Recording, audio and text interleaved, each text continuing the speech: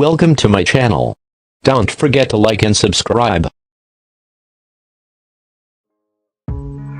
Bismillahirrahmanirrahim. Assalamualaikum warahmatullahi wabarakatuh. Good morning my students. How are you today? Hopefully we will always be alright. Well my students, welcome back to our channel Fun Learning Activities with me Mr. Darwin. Oke teman-teman, selamat pagi. Apa kabar semuanya? Semoga sehat selalu ya. Selamat datang kembali di channel kita Fun Learning Activities bersama Mr. Darwin. Well my students, in this great day we are going to continue our previous material. Hari ini kita akan melanjutkan pembelajaran kita yang sudah kita bahas di minggu sebelumnya. Are you ready? Nice. Oke teman-teman, kita langsung saja ke video pembelajaran kita hari ini. Check it out. Well my students, today we are going to discuss our previous material. It is chapter 7, I'm Proud of Indonesia. Hari ini kita akan membahas materi kita sebelumnya, yaitu masih pada chapter 7 atau bab 7 tentang I'm Proud of Indonesia. Saya bangga Indonesia. In this chapter, we're going to learn how to describe people, animals, and things in order to make them stand out, to show my pride of them, to promote them, and to criticize them. Jadi pada bab kali ini kita masih belajar bagaimana mendeskripsikan atau menggambarkan orang, binatang, dan benda-benda untuk menonjolkan mereka, untuk menunjukkan kebanggaan kita pada mereka, untuk mempromosikan mereka, dan untuk mengkritik atau memberikan kritikan kepada mereka. Well my students, in the previous meeting we have discussed the dialogue which kita sudah mendiskusikan dialog antara anak-anak ini. Do you remember what they are talking about? Apakah kalian masih ingat apa yang mereka bicarakan? They are talking about the conditions or the states of the park. Mereka membicarakan tentang taman. And these are some parts of the dialogue.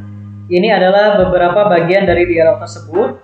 This park is shady, the flowers are colorful, they are pretty. Oke teman-teman, apakah kalian masih ingat kalimat ini termasuk ke dalam kalimat apa? Good job. Nominal sentence. Jadi, masih ingatkah kalian apa itu nominal sentence? Oke, kita lihat lagi. Nominal sentence yaitu kalimat yang kata kerjanya bukan kata kerja utama. Kata kerja yang digunakan yaitu to be. Nah, di sini dijelaskan bahwa kata kerjanya itu bukan kata kerja utama. Kata kerja utama itu misalnya aktivitas ataupun kegiatan yang dilakukan, seperti makan, minum, tidur, belajar, bekerja, dan sebagainya. Jadi tidak ada kata kerja utama di dalam kalimat tersebut. Nah, jadi kalau tidak ada kata kerja utama, maka yang digunakan itu adalah to be. Jadi to be ini sebagai verb ataupun kata kerjanya ya. So in this part we're going to discuss the language features of the dialogue.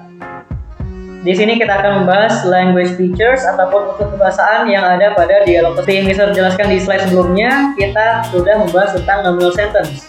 Nominal sentence itu berhubungan erat dengan to be. Dalam bahasa Inggris, kalimat itu terdiri dari subject, verb, and complement. Subjek itu adalah pelaku, verb itu adalah kata kerja, bisa itu kata kerja utama, bisa juga itu kata kerja pembantu. Dan complement atau pelengkap. Pelengkap ini terdiri dari noun, adjective, noun phrase, atau adverb. Noun itu adalah kata benda, adjective itu adalah kata sifat, noun phrase itu bisa kata benda dengan kata benda dengan kata sifat, artikel atau determiner dengan kata benda. Dan ini adverb adalah kata keterangan. Sekarang kita akan membahas lagi tentang verb. Nah, verb dalam nominal sentence itu adalah to be yang kita bahas tadi. Oke teman-teman, seperti yang kita bahas di minggu sebelumnya, to be dalam present tense itu dibagi menjadi 3 macam. Ada yang masih ingat apa saja itu? Well done. Am, is, are. Am itu untuk I, contohnya I am smart. Nah, jadi I itu menggunakan to be am ya. Terus is itu untuk she, he, it atau singular subject. Contohnya she is a beautiful girl. Dan yang terakhir itu ada are. Are itu untuk you, they, we ataupun plural subject. Oke teman-teman, kita akan bahas lebih detail lagi dengan melihat contoh-contoh berikut ini. Tadi Mister bilang bahwa I tadi menggunakan to be apa? Ya, to be itu adalah am. Jadi I sebagai subjek, artinya saya, itu to be-nya adalah am. Contoh kalimatnya, I am Udin. Kalau kita mau memperkenalkan diri, saya adalah Udin. Kita tinggal tulis I sebagai subjek, am to be. Udin itu adalah sebuah nama dan termasuk ke dalam noun atau kata benda ya. Jadi I am Udin, saya adalah Udin. I am smart. I subjek, am to be atau verbnya. Smart itu adalah adjective atau kata sifat. Next, I am a diligent student. Saya adalah seorang siswa yang rajin. I di sini adalah subjek, am itu adalah to be atau verb.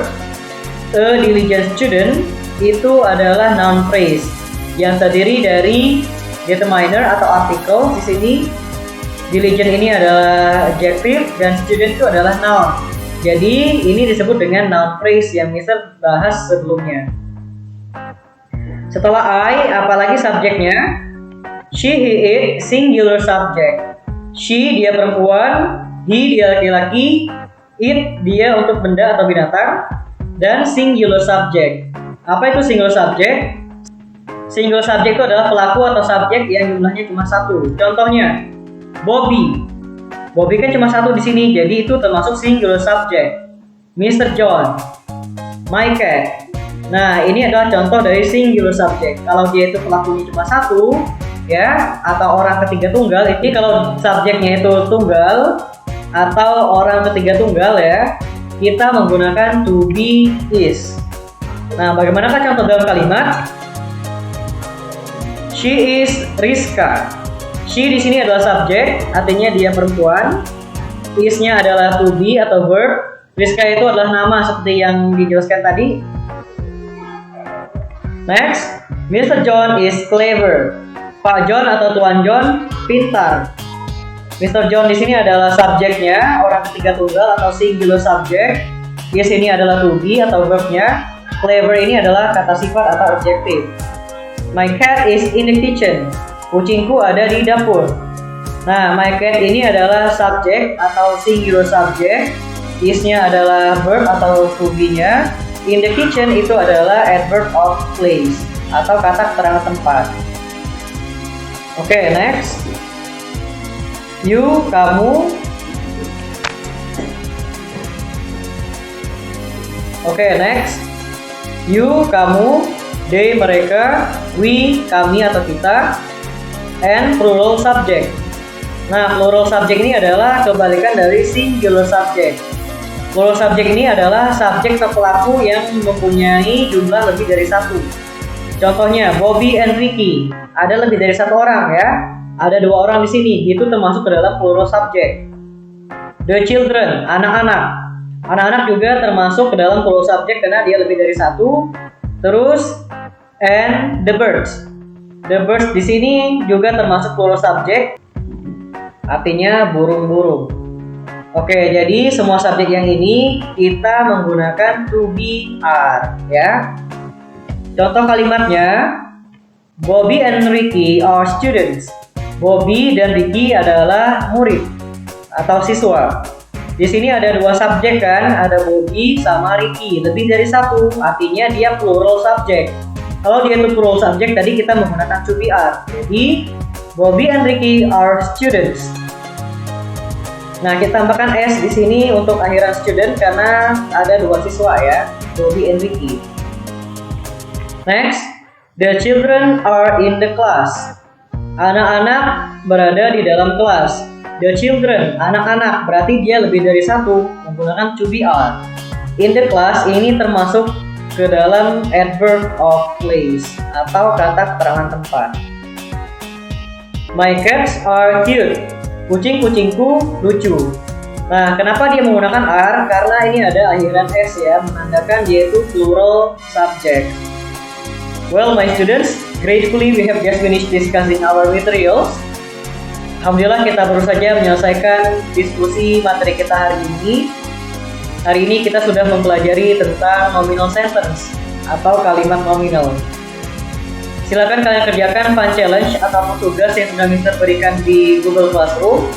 Jangan lupa kalian tuliskan jawabannya di buku tulis kalian. Jangan lupa kalian fotokan hasilnya, lalu kalian kirimkan ke Google Classroom. Okay, my students, you've got it? Great. Well, my students, I think that's all I can give to you today. Thank you so much for your attention and your participations. We will continue our materials in the next meeting. Jelas I say, wabillahi taufiq wal hidayah. Wassalamualaikum warahmatullahi wabarakatuh. See you next time.